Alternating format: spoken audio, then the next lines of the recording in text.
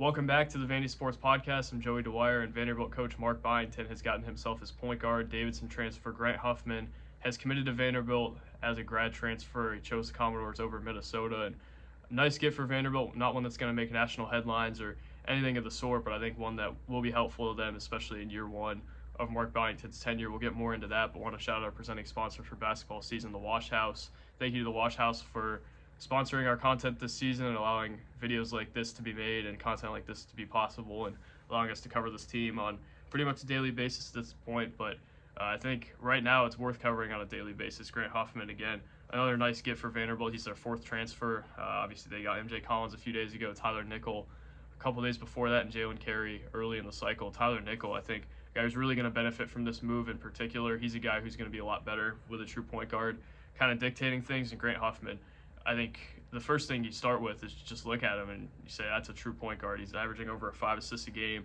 top 50 assist to turnover ratio in the country. I think he's got a 36% assist rate or something crazy like that, 34% assist rate. This guy is a really gifted passer, and he's not just a passer that is going to go in and kick it out to shooters. He's a guy who can really manipulate defenses. He's a guy who can really get downhill and create. He can lead bigs into their spots and lead them into easy baskets. He can throw alley-oops. He can do pretty much everything as a passer, and I don't know that the passing is going to be super flashy a lot of the time, but you're going to see at least a pass or two per game that you're pretty impressed with based on his history. Even against Power 5 teams, had 7 assists against Maryland when they played him this year. I think he had 5 against Clemson. So he's done it against good teams, and I think he's a guy who is really going to be able to right the ship offensively, and a guy's really going to be able to dictate their offense, and I think that's what they needed pretty much more than anything right now. And I don't know if he's going to be their only point guard in the cycle. I think Jaden Zachary might start over him if they were to get Jaden Zachary, but Huffman's a guy who I think does a lot of things for you offensively, and he's exactly what they needed. Their offense was a lot different than Davidson's one was this year. Davidson's was a lot more slow-paced, a little bit more cutting, kind of a more traditional mid-major offense than Vanderbilt's is going to be. But I think you look at Huffman's kind of peripheral numbers, 64th percentile transition player, so pretty above average there, and I think that's going to help him kind of be adjusted to the faster pace. I think he's a good decision maker. I think he's more athletic than people give him credit for. I think he has good size for his position as well, so there's a lot to like here. I think the one hang-up for me is the shooting ability, especially from three-point range. Huffman shot 26% from three on over 2 attempts a game this year, and then on 2 attempts a game his junior year, shot 24%. So even on okay volume, not making shots, and I think the shot motion is a little bit slower than you would like in the SEC, but Ezra Manjon also couldn't really shoot it very well, and he became a heck of a player for Vanderbilt. Huffman, I think, it would be a lofty comparison to put him anywhere near Ezra Manjon, but I think he's going to be a helpful piece for them. Again, defensively, there's something there, I think, too. In the preseason, he was an All-A-10 first-team defensive guy, so there's obviously something there, and he did okay against Power 5 guards this year and against good guards. Jameer Young had 18 on him when they played Maryland, and I think Jameer Young having under 20 is a win, although you would like to see him shut him down a little bit more, and he didn't make A-10 a defensive team in the postseason, but I think there is something there defensively. I think the length and athleticism play at the SEC level, and I think he can be an effective defender there. He really sticks with it, really plays hard on that end. So I think there's a lot to like here, particularly the passing ability, particularly his ability to run the offense, and he had over 2 turnovers a game this year, so it's not going to be perfect. He's not going to never turn it over, but I do think he's a guy who can run what they want to run and get them into what they want to get into, and I think he's just such a good manipulator in terms of his passing, and I think he does a really nice job leading bigs into their spots and finding shooters and manipulating their defenders so that those shooters can be open, and I think I really like that about Huffman in particular. As a scorer, I think you're mostly going to see him scoring off the drive, and I think there's a narrative out there that he's not necessarily a capable scorer, and I think he is. I don't think he's going to average double figures in the SEC, but I think he's certainly capable, and maybe if he had averaged 0.2 of a point more per game and he's a 13-point per game scorer, the look is different there.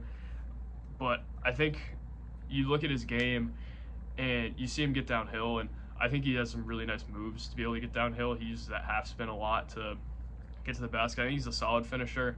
He finishes about 55% of the time around the rim, which isn't awesome, but I think for a guard that is probably not going to be as athletic as some of the guys Vanderbilt's had in the past, I think you kind of take that, and I think there's good bigs in the A10 as well. So it's going to be a difference, but I don't know if it's going to be like an extremely drastic difference in terms of who he's finishing around the rim against. I also think he does a really nice job getting to his floater and putting his floater up against bigger guys and making it from there. I think that's a big part of his game that nobody really talks about. Obviously, the jumper is slow, and I don't think the jumper is at the level of some of Vanderbilt's other guards. MJ Collins also pretty inefficient, but you look at just kind of the overall body of work as a scorer. He shot 45% from the field. Collins shot 10% lower than that, obviously at a higher level. But it just shows you that Huffman has more to his game than being a three-point shooter. So I don't think he's useless at all as a scorer. I think he's a guy who can give them some things as a scorer, and obviously the passing is going to be the thing. The rebounding has really been a thing, and I don't know if we talked about that enough. It's a true point guard probably in this system. He had 5 rebounds a game, so like I think there's something here more than what people would convey to you, and I think they would be remiss to not give him a chance to be their primary ball handler at some point. Obviously, I think they need to maybe look into adding another point guard or maybe adding another combo guard, but Huffman and Collins, I think it hurts you to not have shooters in the backcourt. That's my concern here, because Vanderbilt didn't have that last year, and that really killed them at times. Just having defense be able to kind of play off of their guards a little bit and force them to drive and force them to shoot it. I think that's something that's going to hurt them, but I think also maybe you can counteract that by playing a little bit faster and having these guys get a little bit better looks than they'd had in the past. Huffman, not a great catch and shoot guy. I think he might be a little bit better off the dribble. I don't know that for a fact. I haven't seen enough of Davidson. That's just kind of an impression I got, but there was a scoring jump again. There was a little bit of an efficiency jump as a three-point shooter. He was a better shooter early in his career than he was this year. I just think he had a lot more on his plate, especially with running the show offensively and being more of a leader. But I think Huffman's a guy who's going to help them in a lot of ways, and that's kind of the message I've been trying to get through. And I think he was a big piece for Davidson this year without Foster Loyer in the lineup. It's actually interesting. He was far and away their assist leader.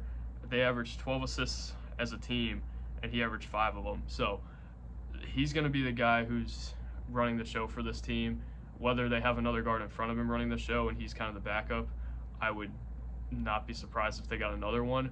But I also wouldn't be surprised if Huffman was the guy who they turn to and say, hey, you're going to be our point guard, figure it out. And I think he's a veteran who has the ability to do that. He's not going to be a flashy pickup. He's not going to be an all-SEC guy, but he's going to be a guy who kind of stabilizes things early on in this build, and you need a Grant Huffman to kind of be able to lead that locker room and be able to right the ship when things aren't going well. And I think there's going to be times this year where things don't go well.